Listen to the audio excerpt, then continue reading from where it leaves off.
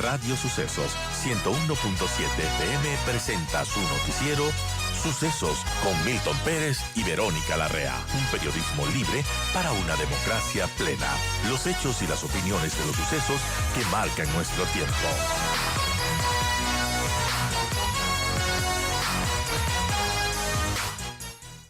¿Cómo pinta la cosa? ¿Cómo está el sector de la construcción de los temas que se hablaron? Bueno, ¿cómo estamos actualmente? Así es, muy buenos días, un saludo a todos los oyentes y precisamente en esta reunión nos fue bastante bien. Fue una primera reunión en la cual el alcalde nos manifestó que era la primera que tenía con el sector productivo, con el sector de la Ujú. construcción. Eso nos complació mucho, saber que ya se está empezando a pensar en lo que va a ser la productividad de la ciudad, especialmente en nuestro sector. Ahí tratamos algunos temas. Uno de ellos, por ejemplo, es las inversiones que puede realizar el sector privado en la ciudad de Quito. Todo esto con miras a aumentar el empleo, porque eso se concatena muchísimo con el otro tema que nosotros tratamos, que es el de la seguridad ciudadana. Entonces, todos nosotros tenemos que saber que la seguridad ciudadana es simplemente, o el índice delincuencial que nosotros tenemos es simplemente una consecuencia y que nosotros tenemos que, para tratar Ujú. estructuralmente este problema, atacar las causas. Y una de las causas principales para que haya un aumento en las tasas de delincuencia es precisamente la falta de empleo que se tiene. Para ponerles en contexto, de enero a abril de este año, por ejemplo, el 2023, con respecto a enero a abril del año anterior, nosotros hemos tenido un 22% menos de reservas netas de nuestras unidades habitacionales. Wow. Eso genera también, obviamente, que se construya menos. Al construirse menos, hay mayor desempleo y por lo tanto aumenta la inseguridad. Este es un fenómeno social y esa es la forma en la que se da. Entonces es como si nosotros tenemos una humedad en la pared, la podemos pintar y repintar muchas veces, Pero va a volver. va a volver si es que no atacamos la causa. Entonces, eso es un poco lo que nosotros queremos hacer. Y producto de esto también, y con una de nuestras acciones principales en este momento, con respecto a la seguridad, es que vimos que hay que repotenciar unidades de policía comunitaria.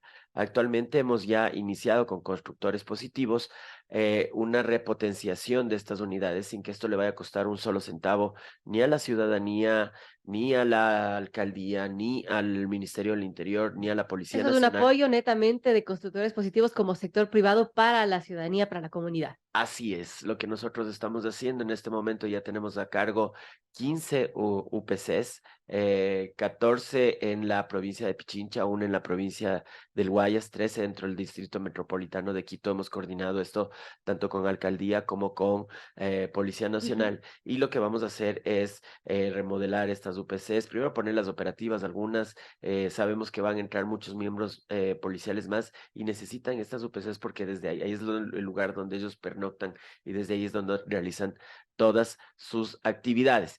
Entonces, esta es una de las contribuciones que nosotros hemos hecho. Es otro de los temas que se trató con el alcalde, que vamos a hacer esta contribución desinteresada a la ciudadanía, porque nosotros sabemos que si es que hay seguridad, va a haber dinamismo en la economía. Entonces, hemos comenzado ya, vamos a tener esta intervención en los próximos 30 a 45 días. Se realizó ya el día lunes la primera reunión ya en una de estas UPCs y el día de hoy estamos arrancando ya con los trabajos. La industria privada se caracteriza por hacer los procesos bastante acelerados y, como le digo, como no es algo de contratación pública Claro. y es una contribución, entonces lo estamos haciendo así. ¿Cuánto tiempo les va a tomar repotenciar estas unidades de policía comunitaria? Bueno, estamos en esta semana, como esto Ujú. se comenzó la semana anterior, en esta semana vamos a hacer evaluaciones y en esas evaluaciones se van a determinar tanto alcances, cronogramas y presupuestos de cada una de ellas. Al momento lo que le puedo adelantar es que nosotros nos hemos puesto como meta que sea como máximo 45 días. Y si podemos entregarlas antes, hay unas unidades, por ejemplo, en la que estoy a cargo de la intervención, nos vamos a demorar 30 días. Hicimos ya la evaluación, comenzamos ya los trabajos y en 30 días máximo estará culminada. Bien, importante estas novedades, amigos, son las 7:26. Conversamos con Joan Proaño, vicepresidente de Constructores Positivos. Ahora hablando directamente de esta mesa de trabajo para el desarrollo urbanístico, John, ¿qué nos puede comentar, además de potenciar estas unidades de policía comunitaria, en qué otros aspectos van a trabajar con el alcalde en esta mesa? Bueno, precisamente desde los periodos anteriores han quedado muchísimos temas sueltos y muchísimos temas que que paran muchísimo la construcción. Dentro de estos hay principalmente tres. Uno es la tramitología, que es algo que nosotros tenemos que solucionar, tenemos que hacer que la tramitología sea más eficiente, que haya muchísimo, que todo sea digitalizado, que haya muchísimos menos eslabones dentro de una cadena para obtener un permiso y eso nos va a permitir reactivar de una mejor manera la construcción. El otro punto que nosotros hemos visto es que no hay una normativa que sea clara. Nosotros actualmente tenemos un PUX que ha sido aprobado, que ya está en vigencia, un plan de uso y gestión de suelos, el primero que tiene la ciudad. Esto va a estar vigente durante 12 años. Nosotros estamos muy de acuerdo con los objetivos que tiene este Ujú. PUX, que es tratar de que ya la ciudad no se siga expandiendo hacia las zonas de reserva ecológica, hacia las zonas agrícolas, y que más bien se concentre en las centralidades que ya están servidas y dotadas de todos los servicios de alcantarillado, luz, agua, transporte. Eh, pero en cambio, la normativa ha sido trazada de tal manera que se contrapone a este objetivo principal, porque es muy complicada aplicarla y tiene muchísimos vericuetos. Entonces, lo que hemos indicado en estas reuniones y hemos convenido es que iniciaremos reuniones de trabajo para poder simplificar la normativa y para poder hacer que esta normativa vaya cada vez, ayude a los objetivos del mismo PUX en vez de contraponerse y ponerle un pie a los objetivos de la misma norma por la que fue creada. En base a esto vamos a realizar entonces 2 mesas de trabajo y en la tercera pata de la mesa es precisamente que sabemos en este momento que la ciudad necesita inversión privada. Esa versión es para que Ujú. se dé esa inversión privada, se tienen que dar condiciones mediante las cuales se atraiga a estos capitales privados. Nosotros hemos dado ideas y que las vamos a empezar a dar forma para poder hacer alianzas estratégicas con el municipio y de esta manera poder desarrollar nuevas centralidades o desarrollar proyectos en los cuales el municipio no tenga ningún riesgo, que el riesgo sea del capital privado, pero que el municipio, por ejemplo, hay muchísimos terrenos que están en este momento baldíos, esperando simplemente Que que son de sean propiedad del invadidos, municipio. que son de propiedad del municipio, muchísimos de ellos que son de propiedad inmobiliaria, con quien hemos tenido también Ya. reuniones otros, y que son propiedades del BIES otros. Estos terrenos en estos momentos en muchos de los casos se los arrienda a precios irrisorios, luego ya se hace una prescripción adquisitiva de dominio, es Ujú. decir, la gente ya está ahí arrendando más de 15 años, entran en problemas legales, en litigios, y eso nos cuesta a toda la ciudadanía. Entonces, lo que tenemos que hacer es un poco aprovechar estos terrenos mediante una figura que nosotros hemos propuesto de alianza estratégica para poder desarrollar ahí proyectos, especialmente aquí en la ciudad de Quito, en el centro de la ciudad de Quito y en las centralidades de la ciudad de Quito, nosotros que tenemos que empezar a traer la vivienda de interés social hacia las centralidades y no tenerla en los extramuros. Con eso Claro. nosotros vamos a lograr que, por ejemplo, se reduzcan muchísimo los tiempos de traslado de estas personas hacia sus lugares de trabajo. Ujú. Se va a mejorar la calidad de vida de las personas. Se va a mejorar el ambiente porque ya no se va a necesitar tanto transporte, no tantas emisiones de CO2. Entonces, estas básicamente fueron los temas macro que nosotros tratamos. Importantes zonas como Quitumbe, el Centro Histórico, la Avenida 10 de Agosto, el Bicentenario y Calderón. Ajá, esas son las centralidades que se han propuesto y en esas centralidades son donde se tendrían que realizar proyectos de inversión. Muchas de estas centralidades, por ejemplo, al momento están en un proceso de que la gente se está yendo. Claro. En la 10 de agosto, en el eje de la 10 de agosto, que antes era un eje comercial, era el eje más importante de la ciudad, en este momento ya empezamos a encontrar muchísimos edificios que están deshabitados, muchísimos edificios que están a mitad de su capacidad, muchísimos lotes baldíos. Y esta zona precisamente es una zona que está servida por transporte, que tiene todas las redes de infraestructura. El suelo se pone muy caro, no hay este tipo de alianzas, la gente se empieza a ir de estas zonas que ya se comienzan a hacer focos de delincuencia y hacia dónde va todas estas personas empiezan a irse hacia la periferia de la ciudad, que es donde Claro. se ven obligados los promotores a desarrollar sus proyectos. ¿Por qué? Porque ahí el suelo es barato y luego el municipio tiene que ir atrás para proveer de líneas de Ujú. alcantarillado, para proveer de líneas de transporte, se crea mayor contaminación y se hacen unos costos extremadamente altos para el municipio poder empezar a proveer de servicios en estas zonas. Es curioso, ¿no? Cómo se dan estos fenómenos que la gente se va y edificios abandonados se empiezan a mudar a otras zonas cuando son zonas céntricas que tienen todos los servicios. Así es, precisamente, y uno de los principales factores es que son zonas donde no se han desarrollado más, o sea, se tiene todos los servicios básicos, pero no son zonas atractivas ni estéticamente bonitas. Porque en los otros casos, por ejemplo, en los casos del hipercentro, nosotros vemos que cómo se dan da la movilidad urbana, ¿no? En un principio, hablemos de la República del Salvador. Ujú. La República del Salvador eran únicamente viviendas unifamiliares. Y ahora, en cambio, hay ahí, todos los que están ahí son edificios. La gente que tenía esas viviendas unifamiliares, al ver que los costos empezaban a subir del suelo, entonces vende sus viviendas unifamiliares, empiezan a desarrollar edificios y ellos van a otras zonas, como por ejemplo Claro. Cumbayá, en donde ahora también estamos viendo procesos similares, que ya el suelo se empieza a poner caro, que se empieza a permitir normativa para que se empiecen a construir edificios y la gente se va movilizando nuevamente hasta nuevas zonas como Puembo. Ahora, en el caso de la 10 de agosto, pero en estas zonas que quedan vacantes, sí se produce un desarrollo urbanístico, primero porque hay zonas cercanas que dan muchísimos servicios, entonces es muy agradable vivir ahí. Ahora, en la zona como por ejemplo la 10 de agosto, la América, empieza a salir la gente de ahí, pero la zona no tiene un repoblamiento. Y ahí es donde nos vemos afectados, especialmente porque ahora tenemos una línea de metro a la cual tenemos que alimentar de Por usuarios. supuesto.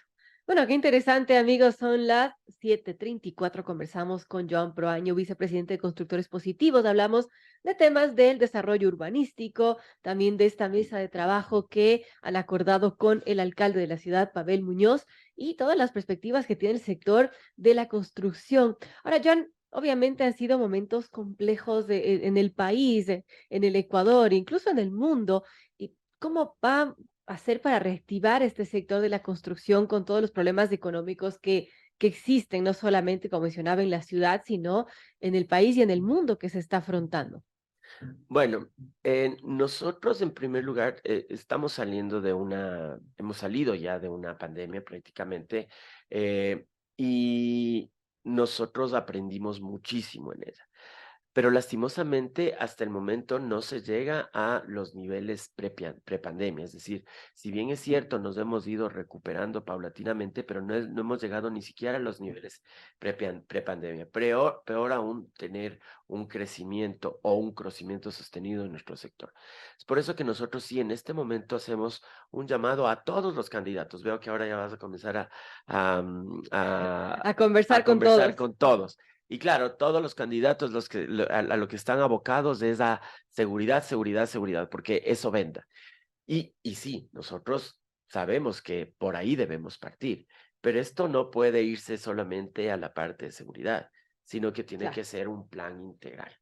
Como decía al principio de esta entrevista, todos los candidatos y todos nosotros y en todas nuestras actuaciones nosotros tenemos que estar orientados a poder tener un plan integral de reactivación, un plan integral de reactivación económica, pero por las consecuencias sociales que eso conlleva. Es decir, en el momento en que nosotros tenemos una reactivación económica, tenemos mayor demanda de unidades habitacionales, van a empezar a crecer los proyectos. En el momento en que tenemos más proyectos, vamos a empezar a poder dar más empleo. ¿A quiénes damos empleo? Especialmente el sector de la construcción. Es a los sectores más desfavorecidos de la sociedad, porque aproximadamente el 80% de nuestros trabajadores son trabajadores no calificados, que se van formando y que van teniendo una calificación dentro del proceso laboral que tienen en nuestras empresas. Y solamente para darles una idea, nosotros brindamos una plaza de trabajo por cada 40 metros cuadrados de construcción que hay, una plaza de trabajo por 18 meses. Somos una de las industrias que más trabajadores requiere. Pero claro, esto tiene que estar concatenado con un plan de reactivación. Nosotros por nuestro lado siempre estamos haciendo y proponiendo nuevas estrategias. Una de estas es la de las alianzas estratégicas con De acuerdo. los gobiernos seccionales, con el gobierno nacional para poder lograr tener esto, que es lo que más falta nos hace, que es muy caro en las ciudades grandes principalmente, que es el suelo. Poder Ujú. tener estas alianzas estratégicas para que el Estado pueda brindar suelo. Ahora hay una ley de vivienda de interés social, inclusive, en la cual el suelo puede bajar si es que tú haces vivienda de interés social, que sería algo muy bueno. Le hace falta un reglamento, estamos impulsando ese reglamento en el Midubi. Y actualmente también se ha logrado cosas muy favorables, como por ejemplo, se ha logrado que tengamos un crédito BIP y BIS, que son créditos subsidiados por el Estado a tasas de interés que son prácticamente la mitad de lo que te presta un banco. Tenemos tasas de interés del 4,99 a 25 años plazo y con solo el 5% de entrada. Entonces, ahí también se han logrado cosas. Esto hace falta tener que tenga una mayor difusión. Claro. Y finalmente, Joan, los temas de burocracia, esta situación de los trámites eternos, ¿cómo vamos a hacer con la eficiencia de los trámites? Porque justamente entiendo que esto es uno de los temas que se habló con el alcalde Pavel Muñoz. Sí, así es. Nosotros pensamos que la única manera de lograr parar con esta tramitología y con la corrupción que eso conlleva, porque claro, ¿qué es lo que pasa? ¿Cuál es en general, en todas las instituciones estatales, en general, cuál es la forma de pensar o cuál es la manera de operar de ciertos funcionarios? Es que simplemente el trámite se tiene que demorar, que te tienen que poner la mayor cantidad de obstáculos para que luego ellos mismos te puedan vender las soluciones. Mientras más obstáculos tiene un trámite, más cara es la solución, ¿sí? Increíble. Entonces, y ese es algo que nos ha pasado a todos en diferentes instancias. Entonces, lo que nosotros pensamos es que debemos ir hacia una digitalización de los trámites, en donde cada vez tengamos menos injerencia de los seres humanos, menos injerencia de funcionarios que sean quienes tengan que Suena pasar triste decirlo, ¿no? de una mesa a otra. Entonces, Pero las personas, y yo creo que esto no implicaría necesariamente una reducción de personal. Yo creo que lo que haría esto es una optimización de ese personal, que ese Ujú. personal pueda dedicarse a otras tareas, pero no a tareas que pueden ser ahora realizadas mediante un proceso de digitalización, en el cual se han dado los primeros pasos en estas anteriores alcaldías, pero no, especialmente en la época de pandemia, donde ya se empezaron a ingresar trámites de manera digital. Pero claro, eso no despega porque luego otra vez vienen quienes ponen el pie a estas iniciativas. Entonces, nosotros sí hemos propuesto que este sea el camino y hay que ver cómo lo vamos dando forma. Y bueno, el alcalde está dispuesto, hay la apertura de la alcaldía y está dispuesto a avanzar en esos temas.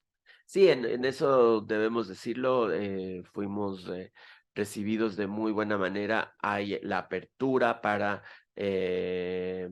ir solucionando cada uno de los temas y sobre todo el conocimiento y la visión del alcalde de que la ciudad no se puede desarrollar únicamente desde el lado público, desde el lado estatal, que el desarrollo y que la inversión tiene que venir del lado privado y que el municipio está para ser un facilitador de las inversiones, para ser un regulador en el buen sentido de la Ujú. palabra, para poner reglas claras, pero no para estar entorpeciendo los trámites y entorpeciendo de esta manera las inversiones que la ciudad requiere para tener mayor cantidad de empleos.